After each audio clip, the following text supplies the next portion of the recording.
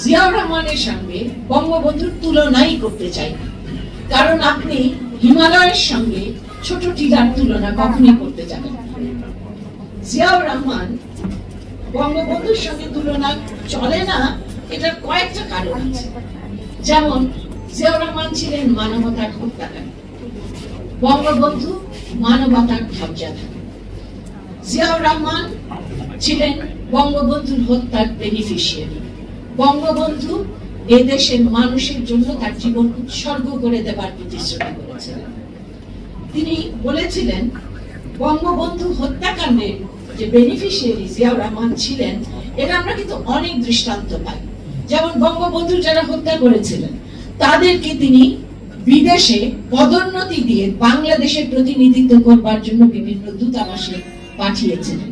তিনি 4টি মাস কর্নেল ফারুককে ব্যাংককে রেখে তার খাওয়া দাওয়া আতিথেয়তার ব্যবস্থা করেছিলেন।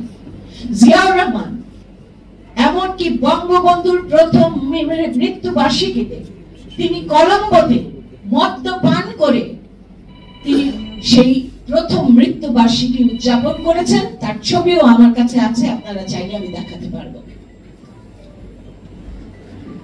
বঙ্গবন্ধুর হত্যাকাণ্ডের পর আমরা কোন দিকে চলেছিলাম? ডন পত্রিকায় সে সময় লেখা হয়েছিল যে আমরা পেছন দিকে হাঁটছি, পাকিস্তানের পথে চলছি। আসলে এটাই ছিল বঙ্গবন্ধুকে হত্যার উদ্দেশ্য। আমার যে জাতির পিতা স্বাধীনতা দিয়েছেন, সেই জাতির পিতাকে 570 সাবান দিয়ে গোসল করানো হয়েছে। আমার যে জাতির পিতা আমাদের আত্মপরিচয় দিয়েছেন, তাকে তার বিতরণ করা রিলিফের কাপড় দিয়ে কবর দেওয়া হয়েছে। এর চেয়ে বড় লজ্জা এই দেশের জন্য, এই জাতির জন্য আর হতে পারে না। তারপরে আমরা কি করলাম? সংবিধানের সমস্ত বিধান জিয়াউর রহমান ছিন্ন বিচ্ছিন্ন করলেন। আইনের শাসনকে তিনি বৃদ্ধাঙ্গুলি দেখালেন।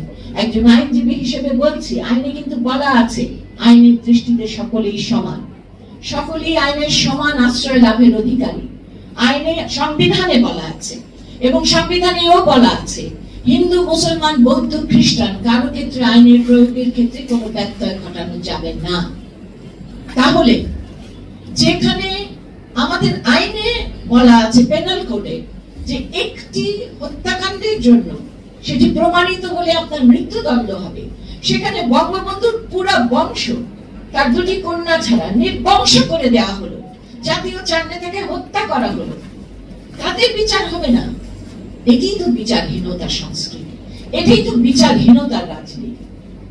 এবং তারপরে যদি আপনারা দেখেন, সংবিধানে বলা আছে যে একটি আইন যদি সংবিধানের সঙ্গে অসঙ্গতিপূর্ণ হয়, তাহা হইলে উক্ত আইনের যে অংশটুকু সংবিধানের সহিত অসঙ্গতিপূর্ণ তা বাতিল বলিয়া গণ্য হইবে।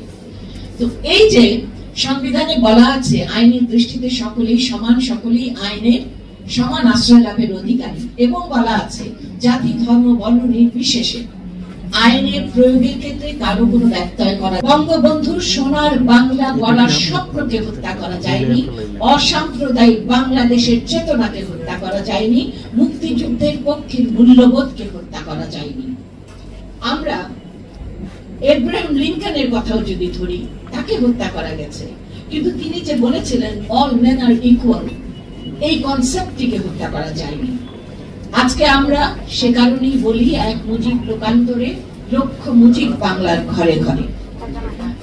আমরা